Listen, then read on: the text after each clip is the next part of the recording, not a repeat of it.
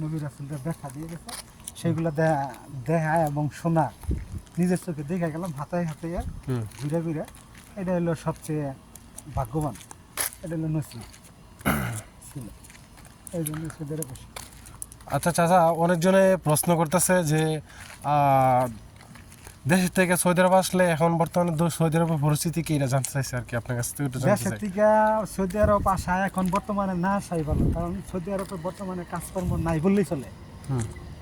একটা কাজ মিলানো যায় না, আবার যাওয়া নে সেই লোকগুলারে ঠিক মতো কাজ দেয় না, 1 মাস 2 মাস 3 মাস পর্যন্ত বসায় রাখে, কারো 6 মাস পর্যন্ত বসায় রাখে, আকামা দেয় না, 6 মাস আগে আকামা নাই, দেখা গেছে খাওয়ান পায় না, কাজ নাই, হয়তো কপিল পায় না, যে কোম্পানিতে আনবো সেই কোম্পানিতে পড়ে না, অন্য কোম্পানিতে নিয়ে উঠাই রাখে, নানান দিক দিয়ে অসুবিধা। বর্তমানে বলতে গেলে সৌদি আরবের পরিস্থিতি খুবই খারাপ, খুবই খারাপ বলতে গেলে। তো আমার চাচার কথাগুলো আপনারা অবশ্যই শুনতে পাইছেন।